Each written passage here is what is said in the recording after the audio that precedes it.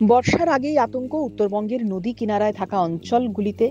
নতুন করে নদী ভাঙনের আতঙ্ক কোচবিহারের তুফানগঞ্জ ২ ব্লকের ফলিমারি গ্রাম পঞ্চায়েতের পূর্ব ফলিমারি এলাকায়। এই এলাকাকে কোচবিহার থেকে বিচ্ছিন্ন করে রেখেছে সংকোষ নদী। প্রতি বছর বর্ষায় রাক্ষসী রূপ ধরে সংকোষ। বিঘার পর বিঘা জমি চলে যায় নদীর পেটে। সংকোষ উত্তর ভুটান থেকে উত্থিত একটি নদী। এই নদীটি ভুটানে কয়েকটি উপনদীর সঙ্গে মিলিত হয়ে পুনা সাংচু নামে পরিচিত হয়। এরপর ভারতে প্রবেশ করে পশ্চিমবঙ্গ আসাম সীমান্তে প্রবাহিত হয় এবং শেষ পর্যন্ত আসামে ব্রহ্মপুত্রের সঙ্গে মিলিত হয়।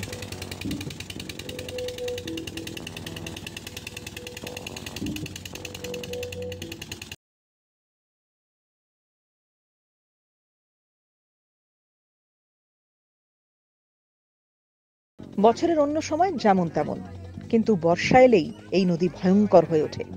নদী ভাঙন প্রতিরোধে স্থায়ী ব্যবস্থার দাবি দীর্ঘদিনের, কিন্তু অজানা কারণে এই সমস্যার সমাধান করা যায়নি। এবারেও পাহাড়ের টানা বৃষ্টিতে সংকোষের জলস্তর বেড়ে নতুন করে ১.৫ কিলোমিটার ভাঙন দেখা দিয়েছে। বাঁচার তাগিদে স্থায়ী সমাধানের দাবিতে প্ল্যাকার্ড হাতে বিক্ষোভ জানায় স্থানীয় বাসিন্দারা। এবারে সুরাহা না হলে ভোট বয়কটের হুঁশিয়ারি দিয়েছেন তারা। সংকোষের ভাঙন সমস্যা দীর্ঘদিনের। অতীতে বহু কৃষিজমি সহ বসতবাটি তলিয়ে গিয়েছে নদীগর্ভে। সংকোষ ধীরে ধীরে এগিয়ে চলেছে ঘনবসতির দিকে। গোটা এলাকা নিশ্চিহ্ন হয়ে যেতে চলেছে আর কয়েক বছরের মধ্যে। আগেই বলা হয়েছে, গ্রামটিকে কোচবিহার থেকে বিচ্ছিন্ন করেছে সংকোষ। গ্রামে যাতায়াতের একমাত্র রাস্তাটুকুও নদীগর্ভে বিলীন হওয়ার পথে।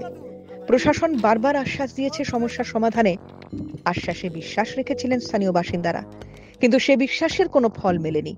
পূর্ব ফলিমারি এলাকায় প্রায় ৩,০০০ মানুষের বসবাস। বর্ষা শুরুর আগে ফের নতুন করে ১.৫ কিলোমিটার ভাঙন ঘুম কেড়েছে নদীপাড়ের মানুষগুলির।